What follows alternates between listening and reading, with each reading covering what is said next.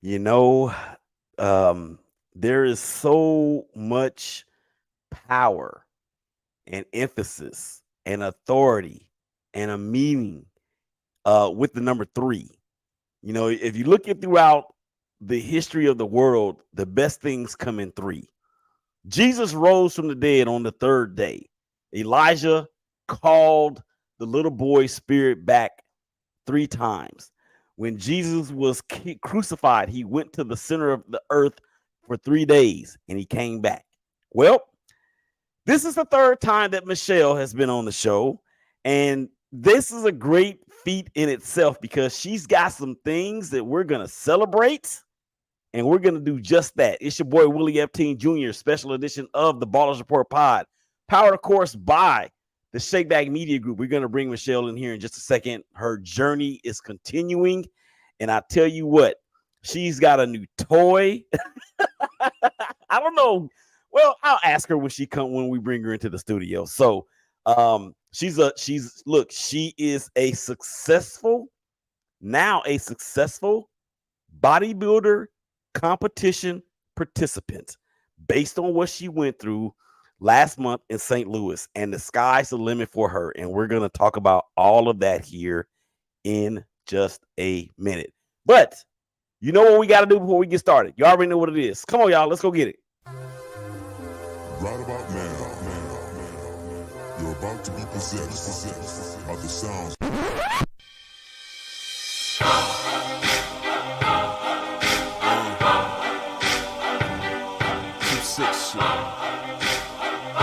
Yeah, I know what it is. You little suckers get to talking, grabbing, not walking, strapped to the pong of their jaws and smacking, they sleep with the coffins. And they getting greedy like saying, give me all. Yes, sir, buddy. You already know what it is when you hear that music, and I am trying not to sound like a robot, but I am doing just that for whatever reason. I don't know. Maybe it's because of the excitement of this person that's coming on the show. That's probably what it is. And I actually lied because this is not her third time on the show. This is actually her fourth time on the show because she was part of the Women's History Celebration series that we did back in whenever it was. However, I did not completely lie because this is the third time that she's been on talking about her fitness journey. So with that being said, I'm okay. Let's go ahead and bring her in. Wait a minute, where'd she go? There she is. Michelle. I can't hear you. Now I can. Speak up. What's going on? Hello. Okay, so you're outside and you're obviously somewhere with the top down. What's going on with that? Hang on one second. I've got like really bad bag. Okay, I think it's because you're in the studio twice. Oh, there we are. Okay. I'm good. I'm good. Are you good? Okay. The technology at its best. So you're sitting in something that's got no roof on it. What's going on? So I love my Jeep. I'm not getting rid of my Jeep, but it's going to be where it belongs now, which is going to be off-road. I hit like 230,000 miles on it, and I've been using it as my daily commuter. And I have a 45-minute back and forth trip to work. So at 14 miles per gallon, it was killing me to drive that to and from work every day. So there are two vehicles I wanted my whole life. It was a Jeep and an MR2 Spider. And right about the time the other day, I just started thinking I've got to look for another daily driver car. And this popped up. These are really rare if you know anything about them.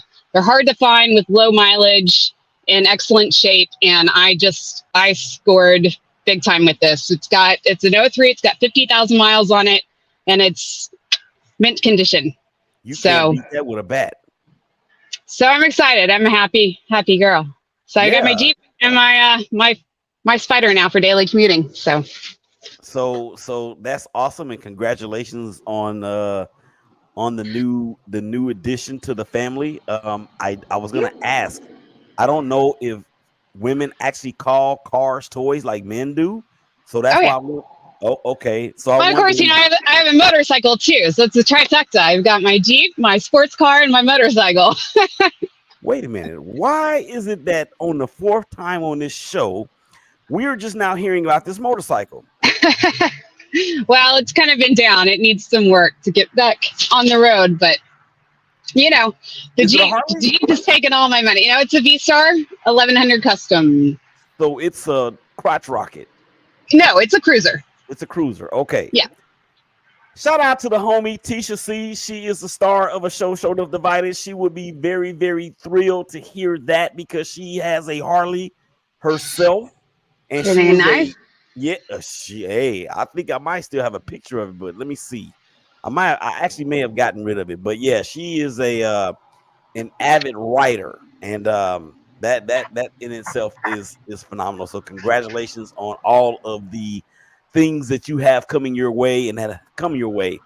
Before we actually get into the conversation about the competition that took place in St. Louis and what's next, as we know, this is 9/11 week, 22 years this week, where we saw the most horrific terrorist attack on American soil. Vet to vet, number one, thank you for your service.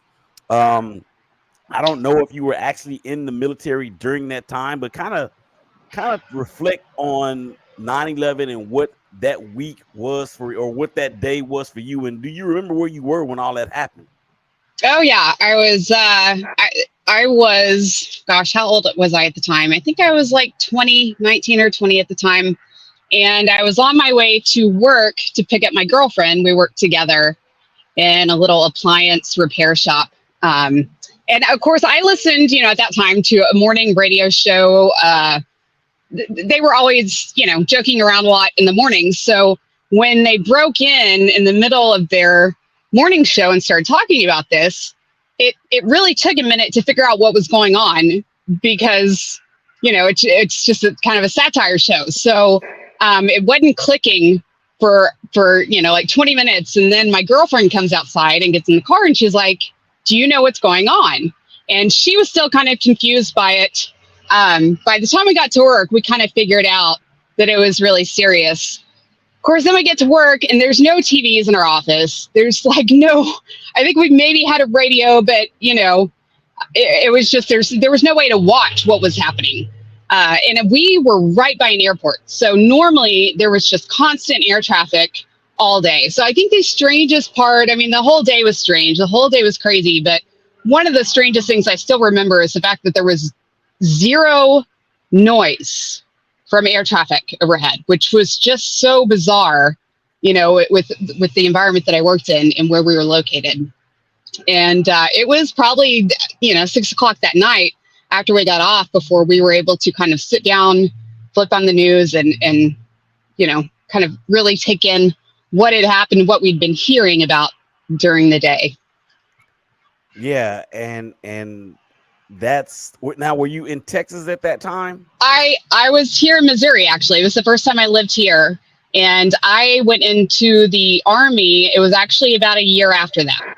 Okay. So I signed up not too long after 9/11. And then I was off to boot camp about a year later. Mm-hmm. Yeah, I echo a lot of the same things that I've talked about it on other shows this week. And the biggest thing, or two of the biggest things, aside from the obvious and the insurmountable loss of life and all of the fear that all of us actually felt at a good point during a time that none of us had ever seen before. But aside from all of that and the tragic situation, when you think about the world in which we operated at that time and how there was no social media, there were no smartphones or anything like that, and people had to just kind of get information as it came along. People were trying to figure out what was going on through internet providers or whatever the case may be. And it was so surreal. And then when you talked about the very thing about no air traffic, there were no planes in the air for what, a week before they decided? At least, yeah. Yeah. And I didn't even think about the phone thing. Because I've had a cell phone since high school, but yeah, we didn't have internet on our phones at that time. So there was no way to just pull out your phone, not having TVs in the office, it was like, okay, I just have to wait until I get home at 6 o'clock tonight to turn on a TV and see what's happening. Mm-hmm. And there's a piece that I want to play from that day, and it is very, very surreal. And it is it was, well, no, actually I don't have it. I don't actually have it. So we're going to go ahead and move forward. Again, our continued prayers go out to everybody that has been affected, still being affected, was affected by those events that day. It's something that none of us will ever get over.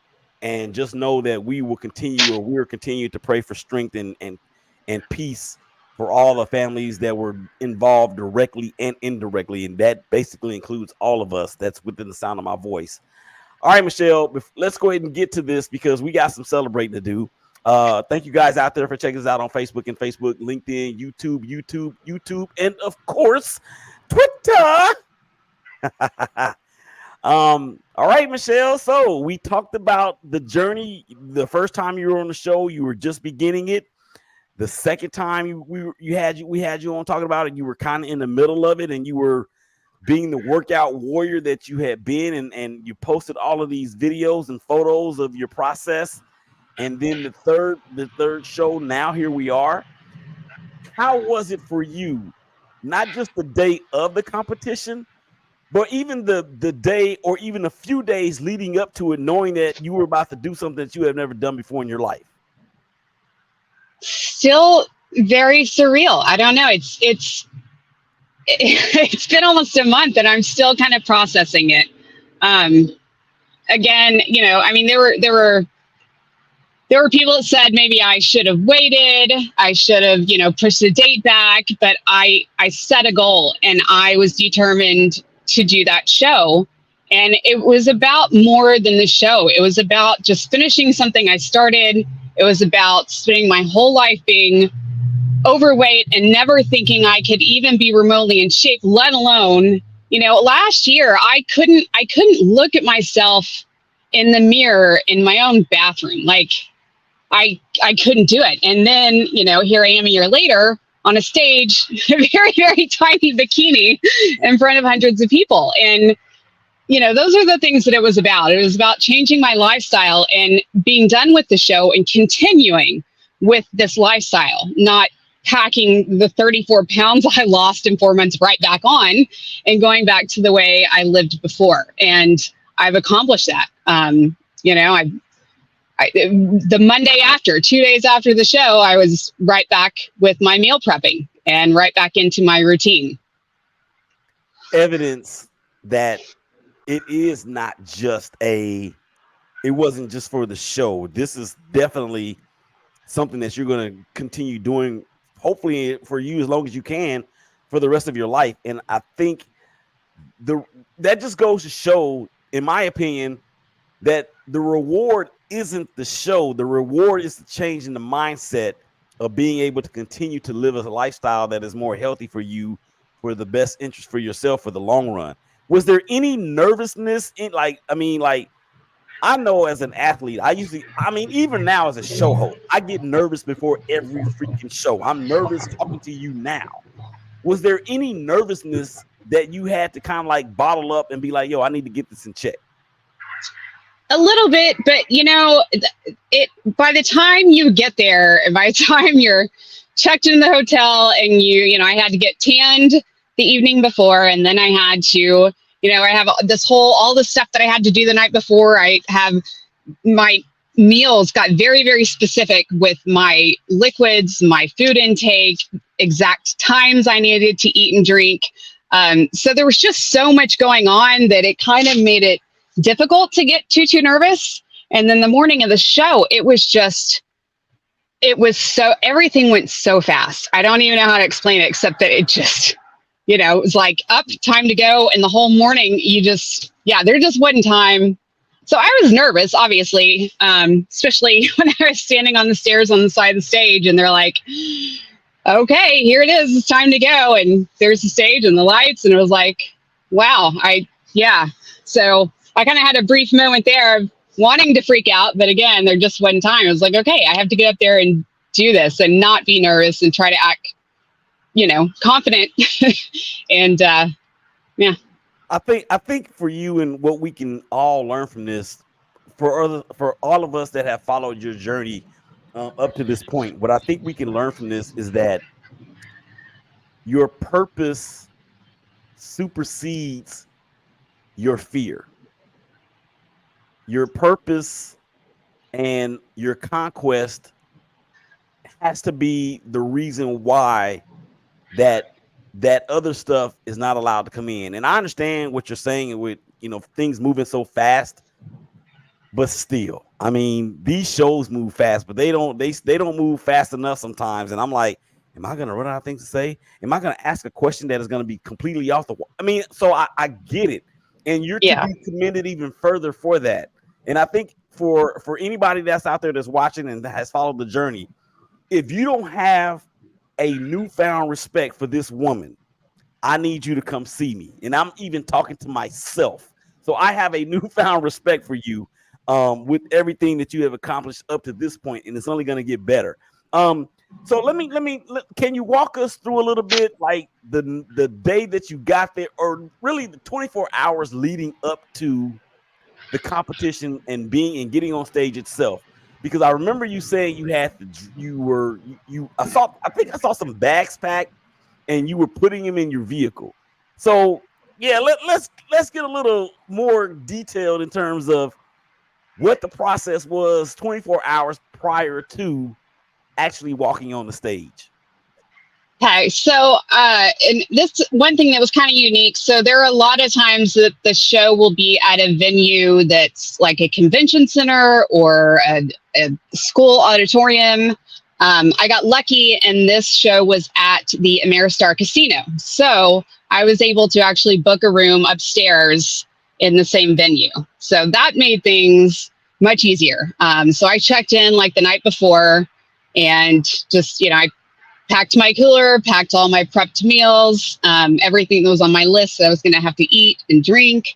I was packing, it looks like, for 4 people. I took my own stand-up full-length mirrors with me, foot massage. I took everything. So basically got checked in the night before, and at 6 o'clock the night before, I had to get my first spray tan. Watched a girl pass out in the tent next to me. So that was fun. Of course, a year ago, I couldn't look at myself in a mirror with no one around. And here I was with a bunch of other girls naked, getting spray tans, and then standing there naked with all these people for like 20 minutes drying off. So that was an experience. But I've been in the Army too. So, I'm not really a stranger to having to stand there naked with a bunch of people watching me. So at least I was a little prepared for that, I guess. Once I got tanned, it was back to the room. And then again, I just had a very specific plan of what I was supposed to do as far as eating and drinking. I did not get my water cut off until like 7 o'clock that night. And then it was pretty much just sips of water after that. So there wasn't a whole, people think you dehydrate for like 2 or 3 days. It wasn't like that. It was pretty much the night before at 7 o'clock is when, the regular consumption of water stopped. But I was still eating, I still had meals and food through the night the next day. The next morning I had to be up at like 4 a.m. So I had makeup at like 5 a.m. and then it was hair after that. And then it was back to the tanning to get another layer of spray tan. And then we had our meeting, and pretty much as soon as the meeting was over, it was backstage, and I was one of the first groups to go on. So I didn't even have time to really pump up, or, I was supposed to eat some rice cakes and get a good pump and do all this. I didn't get to do any of that. It was literally backstage. They sprayed me down with some oil, and then it was like, get lined up to get on stage. So that's when I was kind of freaking out, because I was like, what, and then I look back now and, it's like within 2 days, well, actually after the meal that night, the next day, I mean, you could see the difference in my muscles and veins popping out of my arms, what those carbs from that meal did to me. And I'm like, this is why I needed to do that right before I went on. There was no time. There was just no time, but this is why I did that show. This was supposed to be kind of a learning experience for me to figure out, how my body was going to react to a cut, how it was going to react to, being dehydrated and then trying to carb up right before I go on stage. And I learned a lot, and that was kind of the point use this as learning experience, take a lot of notes so I know what to do differently next time when I get, and hopefully, next time I'll start in better condition, start my cut in better condition. And then, by the time I get ready to be on stage, be in better shape, and then kind of know exactly what to do and what to expect. So from the time that you actually, or let me ask you this first. How many other contestants were there? So this was a very small show. Obviously, I have no control over that. So I had signed up for 5 classes. I've, of course, had people tell me that most of my medals mean nothing because in 2 of my 5 classes, I was the only person in it. But there's nothing I can do about that. It was a small show. So 2 of the classes out of the 5, I was the only one. And then there was another class. I can't remember which is which. There's 5 classes. But one of the classes, there were 3 of us, and another one, there were 4. Mm-hmm. So now bikini was different. Bikini, there were probably 100 girls there doing bikini. But with figure, it was a much smaller group. And then I don't think there were any females doing the bodybuilding class or division. Yeah, and for the people, let me say this, Michelle, because you and I we've had messages on Twitter about these types of things. For those people out there that keep saying that you should have waited, for those people out there that are saying that you didn't deserve whatever, just because, and the fact that you were the only one there, that doesn't say anything about you in terms of anything negative. That says a lot about the other people who, like me and others, who are so comfortable where we are that we don't even do what's necessary to even get to that point. That's where the inspiration comes from. So I'm telling you guys out there right now, you need to stop coming from my sissy, because she family and we don't play that. And I will troll you on social media like nobody else's business when it comes to stuff like that. But at the same time, I'm going to do what I can to encourage her and uplift her, because she's touching lives for people that she's never going to ever even meet or see. And that's important. All right. So I got a couple photos that you sent to me, and I'm going to put those up on the screen because I want you to explain, Lucy, explain what we're looking at when we see this. Well, we see a lady that's obviously very happy. She has her princess. What is that? I got a tiara. Okay. Tiara, and the $1 million smile is on point as usual. What are you thinking in this photo? Obviously, this is a selfie, and it looks like in a mirror. What's going through your head as you're snapping this of yourself? I just couldn't believe that I was there. Mm-hmm. I couldn't believe that I followed through and I did it. And that is, I'm gonna blow it up. That is a person or a smile that looks like a person accomplished something that nobody thought that she would, maybe up to and including herself. Is that a fair assessment? I think so. Yeah. I think I was probably the main person who didn't believe I could do it. There were actually more people who believed I could. That's amazing. But those, again, okay, we're not going to give that any more attention. All right, I got a couple more. Tell everybody that's watching and will ultimately be listening that won't actually be able to see the picture, but here we go. What are we thinking here? So yeah, it was just a couple of screenshots from my video that I got back. The photographer who did the actual, photography and pictures, they were horrible. They were absolutely horrible. The lighting was horrible. Like, I was so washed out. I had no muscle definition. But these screenshots were taken from the video that the videographer did. So Lashes yeah, on, just lashes on point.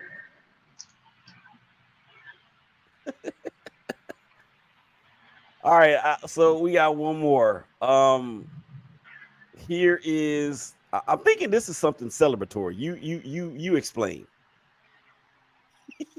my peanut butter and jelly sandwich, which I had been dying for like 6 months. This is the first thing I wanted. Everybody's like, "What are you gonna eat? What are you gonna eat?" And I was like, the moment I come off stage, that was the first thing I wanted was a PB and J. Now let me do a play-by-play on this one, ladies and gentlemen. Number one, this is a full sandwich. And it is just about half gone, and it looks like there's 2 bites. It's a quarter gone. It's a quarter gone. Okay, so Michelle's mouth is not quite that big. I had to embellish just a little bit. All right, and I appreciate you sending those to me. Let me ask you a question, because you've chronicled it various times throughout our conversations, both on the show and through Twitter.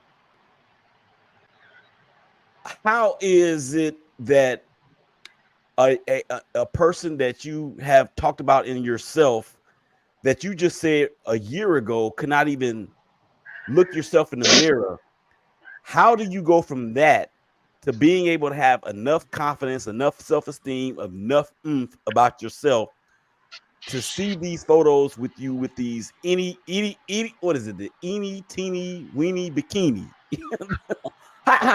how were you able to the wherewithal to do to get from that point, from point A to point B? I don't know. I just wanted it, you know. I wanted it more than anything, and I was determined to just, you know, to get in shape, to change my lifestyle, to get to a point where I was happy with myself, to be comfortable in my own skin. And, you know, I had to get out of my box and out of my comfort zone. And, you know, the more you work and the more results you see, you know, the more muscle you build, the more weight you lose, the easier it is to be happy with what you see in the mirror. And then it makes it easy. I'm telling you, if I had half of the muscles that you did as a man, I will walk around with no shirt on when it's 30 degrees outside while in the rain. That's what I would do. So thank you for your encouragement. So what's next on the agenda for Michelle? Well, and of course, I didn't tell you the one story that I haven't told anybody about that night. So, okay, well, you want to let's get to the exclusive then. Let's go. So, you know, you have those dreams where you missed your big final exam, you fail your course, you get kicked out of college, whatever. My absolute worst nightmare, of course, was that I will miss it. I actually dreamed that I missed my tanning and my makeup. And I was like, what am I going to do? I can't go on stage without tanning. So my worst nightmare came true. When this show was first posted and the flyers were up, the posters that they put everywhere, it said 10 a.m. prejudging, 6 p.m. finals. And I screenshotted it and I looked at it every day. Every day it was on my phone, it was on my desk. 10 a.m., 6 p.m., 10 a.m., 6 p.m. So, of course, they had sent out an email like 3 days before the show. And I'm pretty sure in the email it mentioned 10 a.m. and 5 p.m. Uh-oh. And, of course, the morning of the show in our meeting, they said, be back at 5 p.m., but I was a zombie, right? I hadn't eaten. I was dehydrated. I hadn't slept. I was calorie deprived. I was, you know, I had zero energy. I mean, I was just in survival mode at that point. So it didn't even occur to me that the times would have changed after them announcing the show and then the day of the show. So at some point I missed that the finals were at 5 and not 6. So I actually ended up missing 90% of the finals. I was in my room upstairs the entire time, all day, just waiting. And finally, at like 5:30, I'm like, I guess I should head over there. And I remember walking in The auditorium is packed. The lights are off, and all the girls that I'm supposed to be on stage with are on stage. Oh my goodness. So I freak out. I run to the backstage, and I'm like, what is happening? And the girl getting people on the stage who's coordinating everything is like, honey, you missed it. You've missed everything. Oh my God. And I was like, you've got to be kidding me. 6 o'clock. She was like, no, honey, 5 o'clock. Where have you been? So she said, you have 10 seconds. And there was one class that they hadn't given the awards for yet. And that was the one that I did place against the other girls. That was the open division. So I think that might be the only win that was actually recorded for the whole show. I mean, I got my medals for the other ones, but I don't actually know where I placed in the other ones because I basically showed up after the fact. So I could have placed higher in one or two of the other ones where there were other people, but I'll never know. So I was there in time for the very last award in the last class that I competed in. And I did make it to overall, and I did qualify for nationals, which I won't go to because I'm not even close to ready. But yeah, I basically missed almost all the finals. Wow. And still qualify for nationals. I made it there for the one that was really important, I guess. So yeah. But yeah, it was like, wow, this is literally my worst nightmare for this whole day. Like the worst thing that could have gone wrong, that was it. the sinking in my stomach when I walked in that auditorium and saw those girls on stage, and I was like, yeah, I'm supposed to be up there right now. Wow. So yeah, wow. That was fun. But rookie mistake. I should have paid attention. Yeah, and and you definitely will be better moving forward. I mean, even with that part of it. So yeah. So I felt like an idiot, but it was like, shit happens, right? And I just, again, it's like it never occurred to me after they have promoted the show. And I remember going back because they had the poster out in front of the auditorium. So I went back to look at it. They had actually covered up where it originally said 6 o'clock. They basically put paper over it. So they never even changed their official posters. Wow. So I was like, okay, I'm an idiot, right? But still, I didn't just, it wasn't out of nowhere that I came up with this different time for the show. But yeah, so it was dumb. It was a dumb mistake. But again, lesson learned. A lesson taught is always a lesson learned. Well, definitely never do that again. Right. So I remember us talking about a competition in Texas. Is that what's next? No. So, yeah, after the show, I had a prep coach the last few weeks that stepped in to kind of help me out. Really with mainly my nutrition leading up to peak week. And after kind of talking to her, I mean, I think I'm definitely going to be using her probably for prep next time. But we kind of talked about working together after the show, and she suggested, and I pretty much agreed, that I really would like to take at least 9 months to a year to build before I think about doing another show. The nationals thing, I thought, nationals will be like a year later, but it's like 3 months after the show. So I was like, yeah, that's definitely, I didn't realize that when I first thought, okay, I guess I'm going to train for that now. And I was like, no, I'm not. Because, I'd have to go right back into prep after being in prep for like 5 months. Mm-hmm.